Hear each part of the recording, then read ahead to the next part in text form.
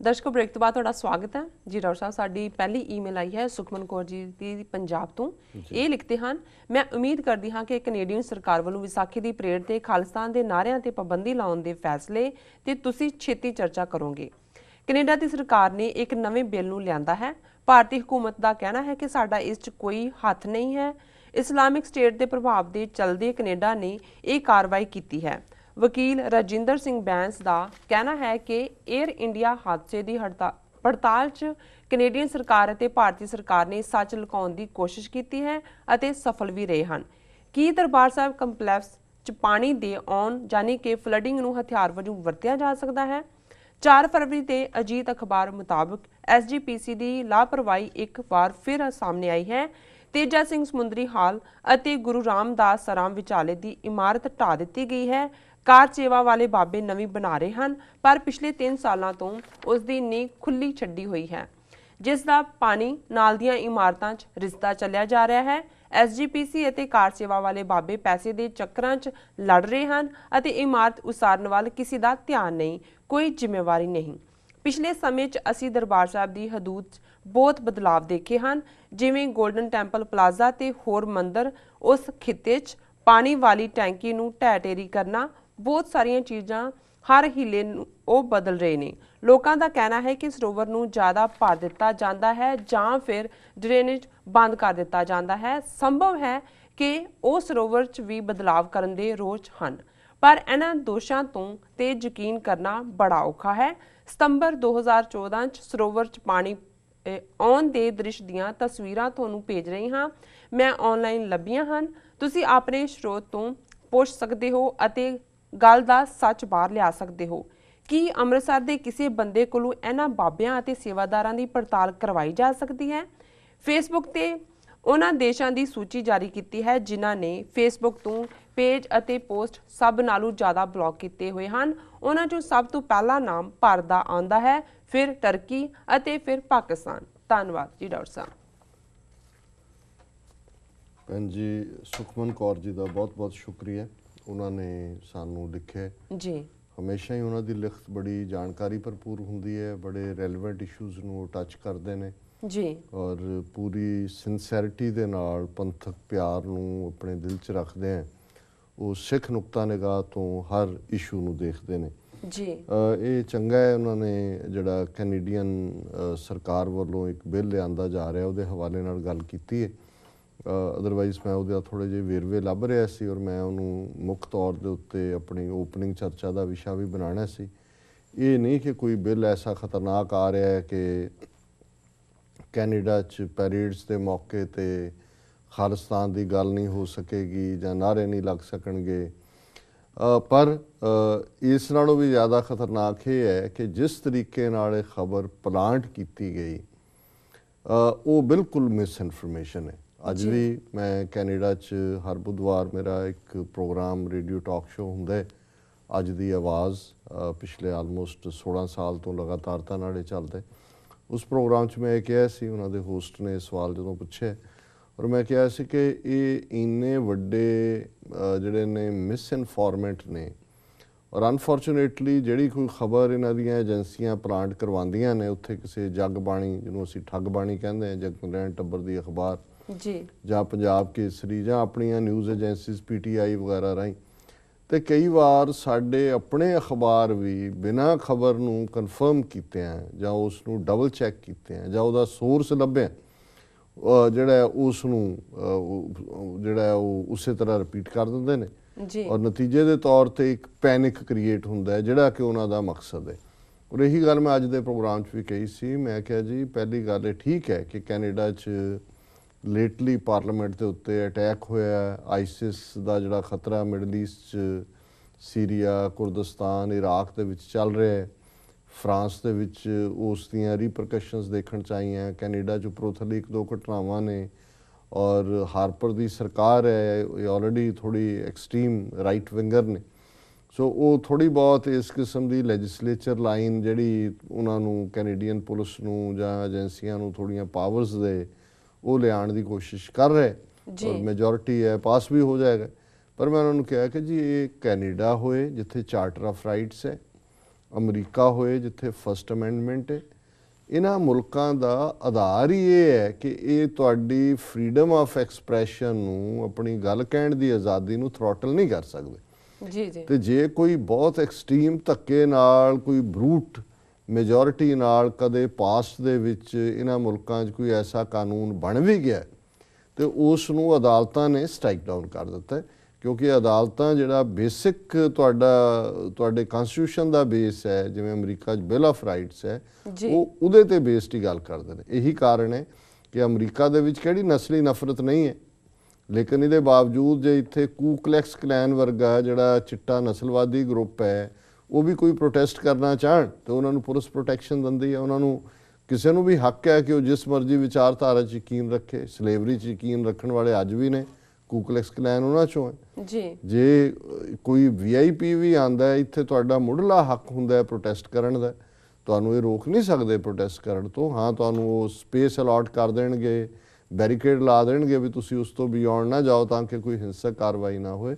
ਸੋ ਮੈਂ ਸਮਝਦਾ ਹਾਂ ਵੀ ਇਹ ਇੰਡੀਅਨ ਏਜੰਸੀਆਂ ਨੇ ਡੈਲੀਬਰੇਟਲੀ, ਬਿੱਲ ਠੀਕ ਹੈ, ਬਿੱਲ ਜਿਹੜਾ ਉਹ ਥੋੜ੍ਹਾ ਉਹਨਾਂ ਨੂੰ ਪਾਵਰਸ ਮੋਰ ਦੇਣ ਦੀ, ਸਰਚਿੰਗ ਪਾਵਰਸ ਜਾਂ ਟੈਪਿੰਗ ਪਾਵਰਸ ਇਸ ਕਿਸਮ ਦੀਆਂ ਨਿਕਲਣਗੀਆਂ, ਜਿਵੇਂ ਅਮਰੀਕਾ 'ਚ ਵੀ 9/11 ਤੋਂ ਬਾਅਦ ਨਿਕਲਿਆ। ਪਰ ਉਹਨੂੰ ਇਸ ਗੱਲ ਦੇ ਨਾਲ ਜੋੜ ਦੇਣਾ ਕਿ ਜੀ ਇਹਦੇ ਨਾਲ ਤਾਂ ਹੁਣ ਖਾਲਿਸਤਾਨ ਦੇ ਨਾਅਰੇ ਨਹੀਂ ਲੱਗ ਸਕਣਗੇ, ਹੁਣ ਪੁਲਿਸ ਕਾਰਵਾਈ ਕਰੇਗੀ, ਦੇਖਣਾ ਆਉਣ ਵਾਲੀਆਂ ਪਰੇਡਾਂ 'ਚ ਇਹਦਾ ਕੀ ਅਸਰ ਹੁੰਦਾ ਹੈ, ਇਹ ਸਿਰਫ ਤੇ ਸਿਰਫ ਇੱਕ ਖੌਫ, ਪੈਨਿਕ ਪੈਦਾ ਕਰਨਾ ਔਰ ਇਹ ਜਿਹੜਾ ਮਿਸ ਇਨਫੋਰਮੇਸ਼ਨ ਦੇ ਕੈਂਪੇਨ ਥੱਲੇ ਹੈ। ਸੋ ਦੂਸਰੀ ਗੱਲ ਉਹਨਾਂ ਨੇ ਰਾਜਵਿੰਦਰ ਸਿੰਘ ਬੈਂਸ ਹੋਰਾਂ ਦੇ ਹਵਾਲੇ ਨਾਲ ਕਹੀ ਹੈ, ਜਿਹੜੇ ਜਸਟਿਸ ਅਜੀਤ ਸਿੰਘ ਬੈਂਸ ਦੇ ਸਪੁੱਤਰ ਨੇ। ਔਰ ਜਦੋਂ ਸੋ ਕਾਲਡ ਇੱਕ ਟਰੂਥ ਕਮਿਸ਼ਨ ਏਅਰ ਇੰਡੀਆ ਹਾਦਸਾ ਜਿਹਦੇ 'ਚ 332 ਦੇ ਕਰੀਬ ਪੈਸੇਂਜਰ ਮਾਰੇ ਗਏ ਸੀ ਬੰਬ ਧਮਾਕੇ 'ਚ, ਜਿਹੜਾ ਸਕਾਟਲੈਂਡ ਦੇ ਉੱਪਰ ਐਟਲਾਂਟਿਕ ਓਸ਼ਨ 'ਚ, ਜਿਹੜਾ ਕੰਮ ਇੰਡੀਅਨ ਇੰਟੈਲੀਜੈਂਸ ਏਜੰਸੀ ਰਾਅ ਦਾ ਸੀ ਪਰ ਸਿੱਖਾਂ ਦੇ ਖਾਤੇ 'ਚ ਪਾਇਆ, ਉਸ ਦੇ ਦੌਰਾਨ ਰਾਜਵਿੰਦਰ ਸਿੰਘ ਬੈਂਸ ਹੋਰਾਂ ਨੇ ਕੈਨੇਡਾ 'ਚ ਵੀ ਇਹ ਗੱਲ ਕਹੀ ਸੀ ਇੱਕ ਦੋ TV ਚੈਨਲਸ ਨੂੰ ਕਿ ਜੀ ਕੈਨੇਡੀਅਨ ਜਿਹੜੀ ਗਵਰਨਮੈਂਟ ਹੈ ਉਹ ਇਨਫੋਰਮੇਸ਼ਨ ਸੁਪਰੈਸ ਕਰ ਰਹੀ ਹੈ ਜਾਂ ਲੁਕਾ ਰਹੀ ਹੈ। ਅਸੀਂ ਸਮਝਦੇ ਹਾਂ ਕਿ ਇਹਦੇ 'ਚ ਕੋਈ ਦੋ ਰਾਵਾਂ ਨਹੀਂ ਨੇ ਜੀ, ਕਿ ਜਿਸ ਤਰੀਕੇ ਨਾਲ ਈਵਨ RCMP ਨੇ ਜਿਹੜੀਆਂ ਕੁਝ ਖੁਫੀਆ ਫਾਈਲਾਂ, ਖੁਫੀਆ ਟੇਪਾਂ ਉਹ ਡਿਸਟਰੋਏ ਕੀਤੀਆਂ, ਇਹਨਾਂ ਦੇ ਕੋਲ ਇਹ ਤਾਂ ਨਹੀਂ ਹੈ ਕਿ ਵੀ ਬਿਫੋਰ ਜਾਣਕਾਰੀ ਹੋਏ ਔਰ ਉਹਨਾਂ ਨੇ ਕੋਈ ਕੋਲੈਬੋਰੇਟ ਕੀਤਾ ਇੰਡੀਅਨਸ ਦੇ ਨਾਲ ਵੀ ਏਅਰ ਕੈਨੇਡਾ ਨੂੰ, ਏਅਰ ਇੰਡੀਆ ਦਾ ਜਹਾਜ਼ ਸੁੱਟਣ ਦੇ ਲਈ, ਪਰ ਆਪਣੀ ਫੇਲਿਅਰ ਨੂੰ ਕਵਰ ਕਰਨ ਦੇ ਲਈ ਕਿ ਕਿਸ ਤਰੀਕੇ ਨਾਲ ਅਮਰੀਕਾ 'ਚ ਬੈਠ ਕੇ ਰਾਹ ਦੇ ਆਫੀਸ਼ੀਅਲ,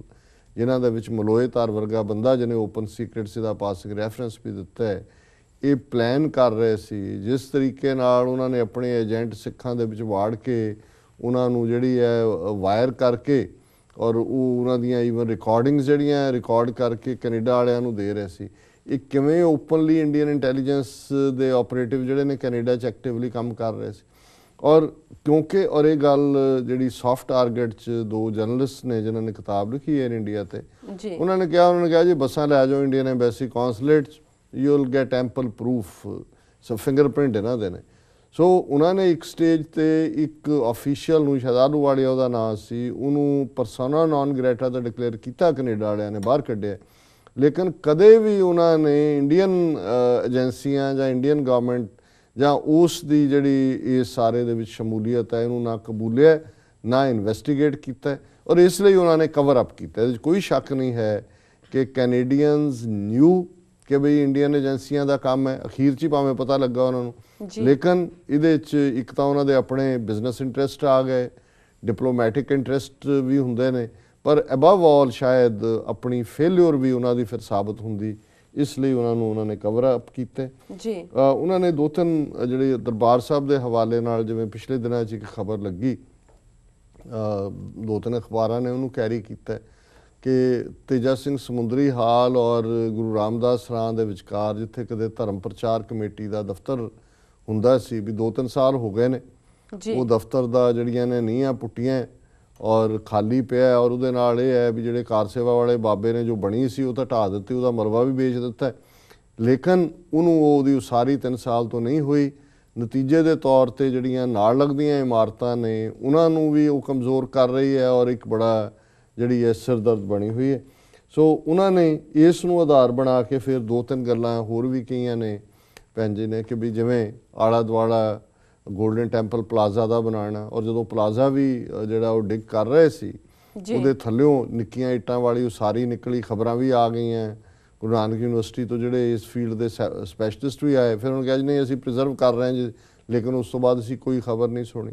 ਫਿਰ ਜਿਸ ਤਰੀਕੇ ਨਾਲ ਦਰਬਾਰ ਸਾਹਿਬ ਕੰਪਲੈਕਸ ਆਲੇ ਦੁਆਲੇ ਮੰਦਰਾਂ ਦਾ ਨਿਰਮਾਣ ਹੈ, ਹੁਣੇ ਹੀ ਪਿਛਲੇ 5-10-15 ਸਾਲ 'ਚ ਇਹ ਮੰਦਰ ਹੋਣ 'ਚ ਆਏ ਨੇ, ਔਰ ਪਾਣੀ ਦੀ ਟੈਂਕੀ ਦਾ ਜ਼ਿਕਰ ਅਸੀਂ ਵੀ ਕੀਤਾ ਹੈ ਕਿ ਕਿਵੇਂ ਹੁਣੇ ਕਹਿ ਰਹੇ ਜੀ 1992 'ਚ ਬਣੀ ਸੀ ਜੀ ਟੈਂਕੀ ਉਹ, ਔਰ ਹੁਣ ਇਹ ਗੱਲ ਜਦੋਂ ਇਹ ਇਤਰਾਜ਼ ਹੋਇਆ ਹੈ ਕਿ ਭਾਈ ਇਹ ਜਿਹੜੀ ਟੈਂਕੀ ਤਾਂ ਹਿਸਟੋਰੀਕਲ ਹੈ ਕਿਉਂਕਿ ਜੂਨ 84 'ਚ ਸਿੰਘਾਂ ਨੇ ਮੋਰਚਾ ਬਣਾ ਕੇ ਡਿਫੈਂਡ ਕੀਤਾ ਭਾਰਤੀ ਫੌਜ ਦੇ ਹਮਲੇ ਨੂੰ, ਲੇਕਿਨ ਹੁਣ ਇਹ ਕਿਹਾ ਜਾਣ ਲੱਗੇ ਜੀ 1992 'ਚ ਬਣੀ ਸੀ, ਲੇਕਿਨ ਬਾਦਲ ਨੇ ਵੀ ਕਿਹਾ ਨਹੀਂ ਇਹ ਠੀਕ ਨਹੀਂ ਲੱਗਦੀ ਇਹ, ਜੇ 92 'ਚ ਬਣੀ ਸੀ ਚਲੋ ਮੰਨ ਲਓ, ਉਦੋਂ ਤੁਸੀਂ ਕਿਹਦੀ ਪਰਮਿਸ਼ਨ ਲਈ, ਉਦੋਂ ਠੀਕ ਲੱਗਦੀ ਸੀ ਜਾਂ ਤੁਸੀਂ ਬੁੰਗਿਆਂ ਦੇ ਵਿਚਕਾਰ ਉਸ ਟੈਂਕੀ ਨੂੰ ਬਣਾ ਰਹੇ ਹੋ। ਸੋ ਅਸੀਂ ਸਮਝਦੇ ਹਾਂ ਵੀ ਇਤਿਹਾਸ ਨੂੰ ਮਿਟਾਉਣਾ, ਡਿਸਟਰੋਏ ਕਰਨਾ ਮੰਦਰਾਂ ਦੇ ਬਹਾਨੇ ਨਾਲ, ਔਰ ਜਿਸ ਤਰੀਕੇ ਨਾਲ ਹਰਿਮੰਦਰ ਸਾਹਿਬ ਦੇ ਆਲੇ ਦੁਆਲੇ ਹੀ ਮੰਦਰ ਨਹੀਂ ਬਣੇ ਹੈ, ਜਿਸ ਤਰੀਕੇ ਨਾਲ ਈਵਨ ਗੂਗਲ ਮੈਪ ਦੇ ਉੱਤੇ ਹਰਿਮੰਦਰ ਸਾਹਿਬ ਨੂੰ ਹਿੰਦੂ ਮੰਦਰ ਸ਼ੋਅ ਕੀਤਾ ਹੋਇਆ ਸੀ ਓਮ ਦਾ ਨਿਸ਼ਾਨ ਲਾ ਕੇ। ਇਹ ਤਾਂ ਸਾਡੇ ਇੱਕ ਦੋ ਬੜੇ ਅਲਰਟ ਜਿਹੜੇ ਸਾਡੇ ਵਿਊਅਰ ਨੇ ਉਹਨਾਂ ਨੇ ਵੀ ਸਾਨੂੰ ਲਿਖਿਆ ਸੀ ਥੋੜਾ ਲੇਟ ਹੋਏ, ਅਸੀਂ ਇਸ ਪ੍ਰੋਗਰਾਮ 'ਚ ਨਹੀਂ ਸ਼ਾਮਲ ਕਰ ਸਕੇ, ਬੇਸ਼ੱਕ ਆਪਣੇ ਤੌਰ ਤੇ ਅਸੀਂ ਉਸ ਦੇ ਉੱਤੇ ਕਾਰਵਾਈ ਕੀਤੀ। ਸੋ ਉਹਦਾ ਨਤੀਜਾ ਹੈ ਕਿ ਹੁਣ ਉਹ ਰਿਮੂਵ ਹੋਇਆ, ਨਹੀਂ ਤਾਂ ਪਤਾ ਨਹੀਂ ਕਿੰਨੀ ਦੇਰ ਤੋਂ ਗੂਗਲ ਮੈਪ ਤੇ ਪਿਆ ਸੀ ਕਿ ਹਰਿਮੰਦਰ ਸਾਹਿਬ ਇੱਕ ਮੰਦਰ ਹੈ, ਉਹਦੇ ਤੇ ਓਮ ਦਾ ਝੰਡਾ ਲਾਇਆ ਹੋਇਆ ਔਰ ਇਹ ਹਿੰਦੂ ਮੰਦਰ। ਸੋ ਉਹਨਾਂ ਦਾ ਅਲਟੀਮੇਟਲੀ ਜਿਹੜਾ ਮਕਸਦ ਹੈ ਉਹ ਇਹਨੂੰ ਮੰਦਰ ਬਣਾਉਣਾ ਹੀ ਹੈ, ਔਰ ਇਸ ਸਾਰੇ ਦੇ ਥੱਲੇ ਉਹਨਾਂ ਨੇ ਇੱਕ ਜਿਹੜੀ ਖਬਰ ਜਿਹਦਾ ਜ਼ਿਕਰ ਮੀਡੀਆ 'ਚ ਹੋਇਆ ਸੀ, ਉਹਨਾਂ ਨੇ ਡੇਟ ਵੀ ਦਿੱਤੀ ਹੈ ਸਤੰਬਰ 2014 ਕਿ ਜਦੋਂ ਹਰਿਮੰਦਰ ਸਾਹਿਬ ਦੀਆਂ ਪਰਿਕਰਮਾ 'ਚ ਹੀ ਪਾਣੀ ਆ ਗਿਆ ਸੀ ਬਹੁਤ ਸਾਰਾ। ਈਵਨ ਉਹ ਪਿਕਚਰਸ ਨੇ ਆਪਣੇ ਦੇਖਿਆ ਜਾ ਸਕਦਾ ਹੈ ਸਕਰੀਨ ਦੇ ਉੱਤੇ, ਸਾਡੇ ਦਰਸ਼ਕ ਦੇਖ ਸਕਦੇ ਨੇ ਕਿ ਕਿਵੇਂ 4 ਚਫੇਰੇ ਜਿਹੜਾ ਉਦੋਂ ਹੋਇਆ ਜੀ, ਇਹ ਸਡਨਲੀ ਕੀ ਹੋ ਗਿਆ, ਔਰ ਫਿਰ ਉਸ ਨੂੰ ਵੀ ਹਸ਼ ਅਪ ਕਰ ਦਿੱਤਾ। ਨਹੀਂ ਤਾਂ ਇੰਨੀ ਵੱਡੀ ਗੱਲ ਕਿ ਹਰਿਮੰਦਰ ਸਾਹਿਬ ਦੀਆਂ ਪਰਿਕਰਮਾ ਦਰਸ਼ਨੀ ਡਿਓੜੀ ਕੱਲ ਨੂੰ ਤੁਹਾਡਾ ਈਵਨ ਕਿੰਨਾ ਹਾਇਰ ਪਲੈਟੀਟਿਊਡ ਦੇ ਉੱਤੇ ਹੈਗਾ। ਸੋ ਇਹਦੇ 'ਚ ਕੀ ਰੀਜ਼ਨ ਹੈ, ਵੈਦਰ ਇਹ ਸਰੋਵਰ ਓਵਰਫਲੱਡ ਕੀਤਾ ਜਾ ਰਿਹਾ ਹੈ, ਡਰੇਨੇਜ ਬੰਦ ਹੈ, ਕੋਈ ਜਿਹੜਾ ਟ੍ਰੀਟਮੈਂਟ ਪਲਾਂਟ ਹੈ ਉਸ ਨਾਲ ਗੜਬੜ ਕੀਤੀ ਜਾ ਰਹੀ ਹੈ। ਸੋ ਇਹ ਜਿਹੜਾ ਸਾਰਾ ਹੀ ਹੈ ਉਹਨਾਂ ਨੇ ਜਿਸ ਤਰੀਕੇ ਦੇ ਨਾਲ ਸਾਡੇ ਇਸ ਹੈਰੀਟੇਜ ਨੂੰ ਡਿਸਟਰੋਏ ਕਰ ਰਹੇ ਨੇ, ਇਹ ਇੱਕ ਤੋਂ ਬਾਅਦ ਇੱਕ ਦੀ ਉਦਾਹਰਣ ਸਾਹਮਣੇ ਆ ਰਹੀ ਹੈ। ਔਰ ਆਪਣਾ ਹਾਲ ਉਹਨਾਂ ਦਾ ਇਹ ਹੈ ਜਿਹੜਾ ਉਹਨਾਂ ਨੇ ਅਖੀਰ 'ਚ ਕਿਹਾ ਕਿ ਫੇਸਬੁੱਕ ਦੇ ਵਿੱਚ ਕਿਹਨਾਂ ਕੰਟਰੀਜ਼ ਨੇ ਬਲੌਕ ਕੀਤਾ ਤਾਂ ਕਿ ਜਾਣਕਾਰੀ ਬਾਹਰ ਨਾ ਜਾਏ।